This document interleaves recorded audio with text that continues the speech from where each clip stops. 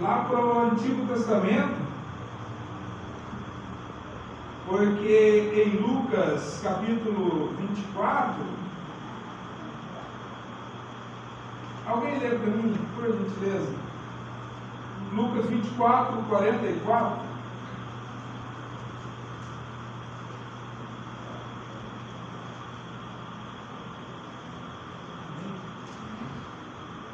Jesus lhe disse: são estas palavras que vos falei, estando ainda convosco, que era necessário que se cumprisse tudo o que de mim está escrito na lei de Moisés, nos profetas e nos salmos.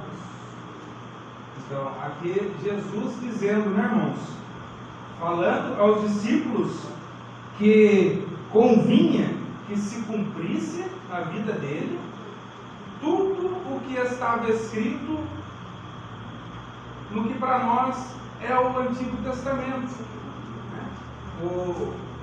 Jesus ele cita aqui o Tanakh, que é a Torá, né? Essa palavrinha Tanakh, ela divide em 3 sílabas, que são as iniciais da Torá, dos profetas e dos escritos, ou seja, dos salmos, né? Dos livros poéticos. Então, tudo o que estava escrito lá na Torá, no Pentateuco, nos profetas, nos salmos, nos escritos, né? Nos livros de Gênesis até Malaquias, se cumpriu em Jesus. Colossenses, algum irmão lê Colossenses, capítulo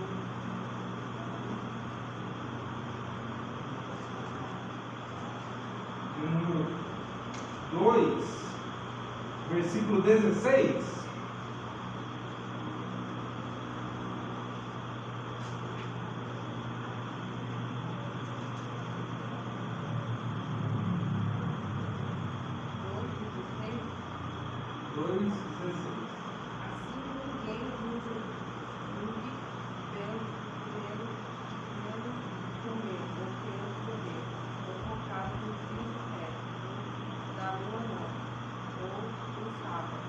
Leu 17 também, irmão, por favor.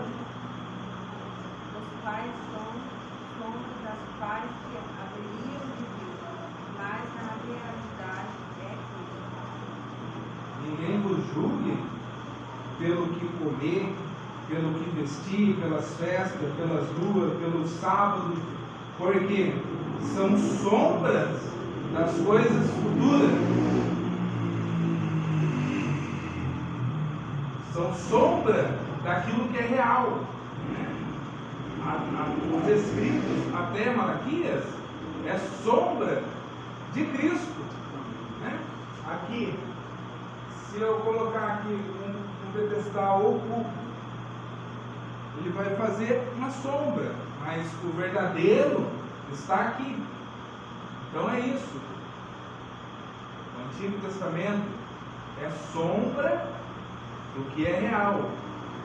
Tudo que está escrito, se você pegar qualquer versículo no Antigo Testamento, você vai chegar em Jesus. A Bíblia ela é cristocêntrica, é uma teia de aranha, né? Para nós entendermos, onde o centro é Cristo. Qualquer palavra que nós pegarmos, começarmos a ler, nos leva a Cristo. Levítico, capítulo 16.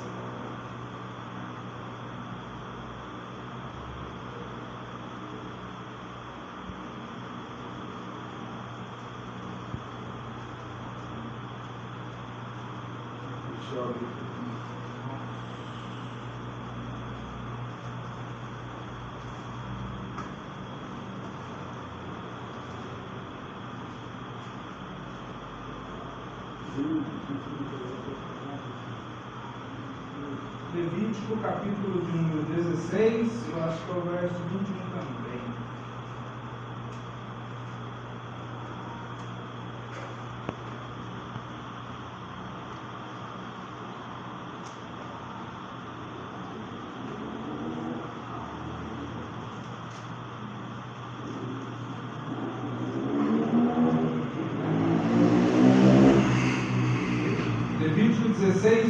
versículo de número 21 diz assim, irmãos: E Arão porás ambas as mãos sobre a cabeça do bode vivo, que sobre ele confessará todas as iniquidades dos filhos de Israel, todas as suas transgressões, segundo todos os seus pecados, e porá sobre a cabeça do bode, e enviá-lo-á ao deserto, pela mão de um homem designado para isso. Então, nós vemos em Levítico, capítulo 16, o sacrifício que o sumo sacerdote fazia por ele e pelo povo, pela nação. Eles tiravam, no versículo de número 8, eles tiravam sorte entre esses dois bodes, o qual seria sacrificado, o qual seria aspergido sangue sobre o altar, que faria a expiação pelo pecado, e o outro bode levava para o deserto. Esse bode era solto bem longe para levar o pecado. Eles criam que o pecado das pessoas, a iniquidade do povo, era tirado, e esse bode ele era solto para morrer no deserto. Aqui nós vemos que tipifica a Cristo, tanto um quanto o outro, porque Jesus ele fez o sacrifício por nós. Em Hebreus, capítulo de número 9, em Hebreus, capítulo de número 9, versículo 7, diz assim: Mas no segundo, só o sumo sacerdote, uma vez no ano, não sem sangue, que oferecia por si mesmo e pelas culpas do povo. No segundo lugar, do tabernáculo, ou seja, no Santo do Santo, no segundo espaço, uma vez por ano o sacerdote entrava ali com o sangue para fazer expiação pelo pecado. Deixa eu só achar um texto aqui, irmãos, que nós vamos entender esse raciocínio.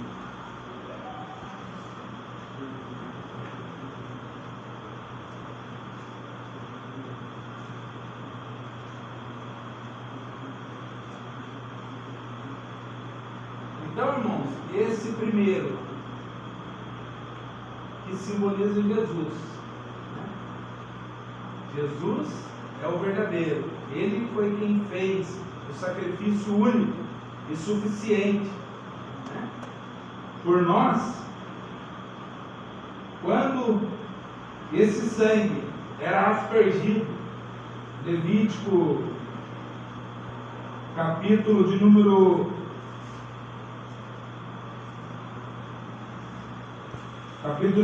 4, versículo de número 34, diz assim: Depois o sacerdote com o dedo tomará do sangue da expiação do pecado e porá sobre as pontas do altar do holocausto. Então todo o resto do sangue derramará na base do altar. Também era dessa maneira que o sacrifício que o sacerdote fazia uma vez por ano para o povo, em Levítico 16, era feito. Era aspergido e jogado sobre a base do altar. E quando aquele sangue tocava o chão, o pecado do povo era perdoado. O sangue, ele clama. Nós aprendemos isso na Bíblia. E o sangue, quando tocava o chão, ele protegia o povo, ele cobria o pecado do povo, ele justificava o pecado, né? Ele perdoava o pecado. Mas nós sabemos que Jesus, ele é o verdadeiro altar, porque Jesus é o real. Aqui pertinho mesmo de onde nós lemos, em Marcos, nós vamos ver isso. Ó. Abra comigo em Marcos, capítulo de número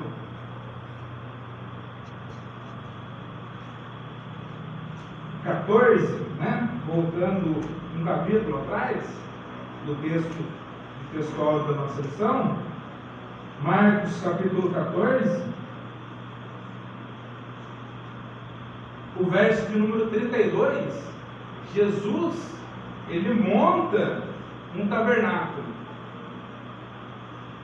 Jesus, ele montou um tabernáculo nesse texto, ao qual eles foram no Getsemane.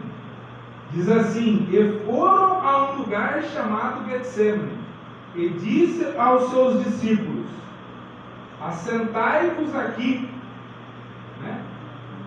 Aqui tipifica o pátio do tabernáculo, do santuário, né? Porque ele levou todos, e no pátio todos podiam entrar, todos podiam ficar ali.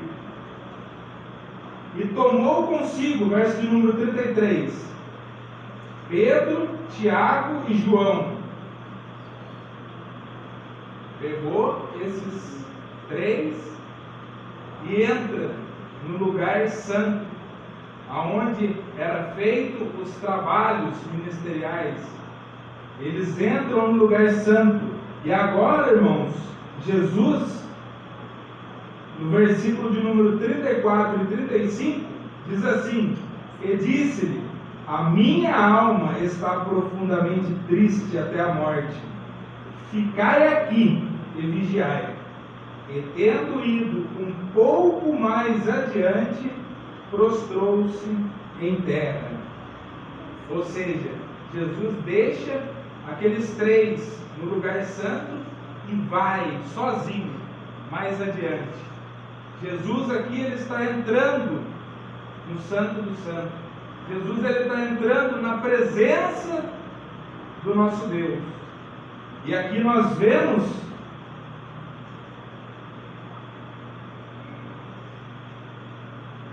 que quando ele ora, ele soa sangue. E tendo ido mais adiante, orou para que fosse possível que passasse dele aquela hora. E disse: Abba, Pai, todas as coisas te são possíveis, afasta de mim esse cálice. Não seja, porém, o que eu quero, mas o que tu queres. Jesus, ele entra em agonia. Nós já ouvimos, né? Nós já lemos na palavra do Senhor que ele começa a suar gotas de sangue, de tanta aflição que ele está passando. E quando aquele sangue toca a terra, ele tira a maldição da terra no Getsemane, porque a terra, ela tinha se tornado maldita. A terra, ela tinha se tornado maldita. Em Gênesis capítulo de número 3, Gênesis capítulo 3, versículo 17, diz assim: e Adão disse: porquanto deste ouvidos à voz da tua mulher, e comeste da árvore que te ordenei, dizendo: não comerás dela, maldita é a terra por causa de ti. A terra tinha se tornado maldita por causa do pecado. E ali Jesus tira a maldição da terra. E na cruz, ele tira a maldição que estava sobre nós, do pecado, né? Da morte.